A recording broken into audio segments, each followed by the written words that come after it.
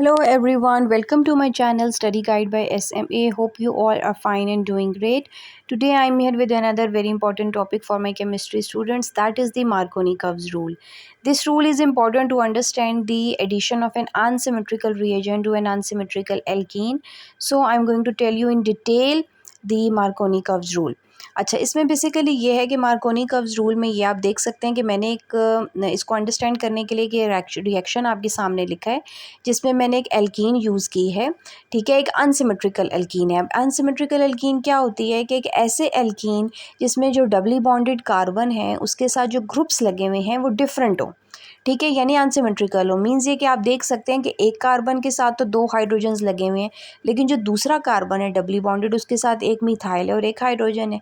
इसी तरह एक अनसिमेट्रिकल रिएजेंट क्या होता है कि जिसमें आपके पास एक पॉजिटिव पार्ट है, एक नेगेटिव पार्ट है, दोनों डिफरेंट है।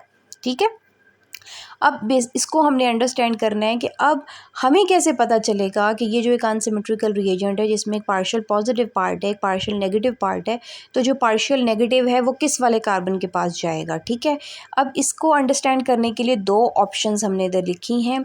जो हमने प्रोडक्ट बनाया है हमने दो तरह से बनाया है। ठीक है, एक में हमने ये किया है कि जो नेगेटिव पार्ट है लाइक जो हेलोजन है हमारे पास, हमने उस कार्बन को दिया जिसके पास दो हाइड्रोजन्स थे।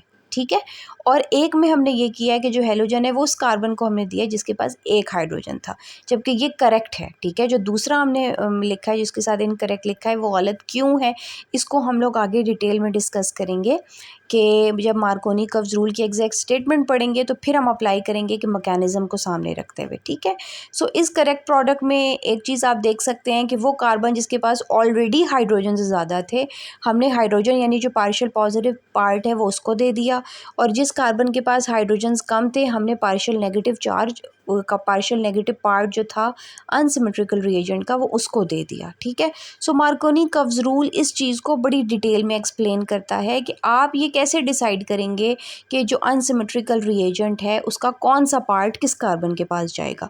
So Marconi Curves rule states that in addition of an unsymmetrical reagent to an unsymmetrical alkene, the negative part of the reagent goes to that carbon of the double bond which has least number of hydrogen atoms. ठीक है, अब इसका क्या मतलब है, इसका ये मतलब है ये आप सामने देखें जी, इसका मैकेनिज़्म से हम एक्सप्लेन करते हैं कि जी स्टेबिलिटी ऑफ कार्बोकेटाइन जो है वो इसमें इन्वॉल्व होता है।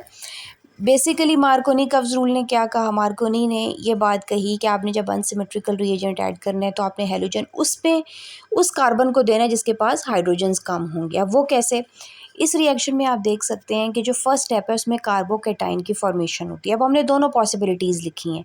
जो फर्स्ट पॉसिबिलिटी है इसमें आप देख सकते हैं कि हमने हाइड्रोजन उस वाले कार्बन को दिया जिसके पास ऑलरेडी हाइड्रोजन्स ज़्यादा थे, और उस केस में हमारे पास सेकेंडरी कार्बोकेटाइन बन रहा है क्योंकि कार्बन ने अपनी वैलेंसी तो पूरी करनी है ना। ठीक है, तो एक कार्बन को तो हम हाइड्रोजन दे रहे हैं डबल बॉन्ड तोड़ने के बाद, लेकिन दूसरे को भी हमने कुछ नहीं दिया तो वहाँ कार्बोकेटाइन बन जाएगा।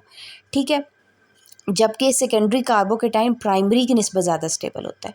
इसी तरह नीचे वाले केस में हमने हाइड्रोजन उस वाले कार्बन को दिया जिसके पास हाइड्रोजन्स कम थे।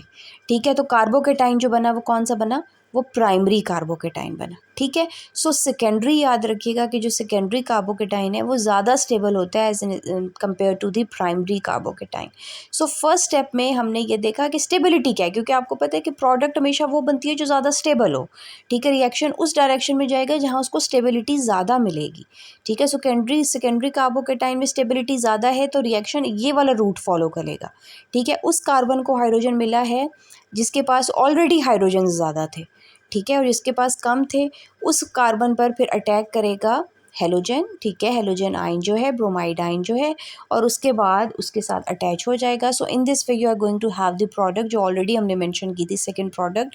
तो ये क्या है कि जी 2 ब्रोमोप्रोपेन आपके पास ये बना है। ठीक है, सेकेंड पोजीशन पर आपके पास जो है वो हेलोजन ऐड हुआ है। सो ये मार्कोनी कर्व्स रूल ने इस चीज़ को एक्सप्लेन किया कि negative part of the reagent goes to that carbon which has less number of hydrogens. Hope you understand this topic. Thank you so much for watching this video. In case of any issue, kindly comment in the comment section. Thanks, and subscribe my channel.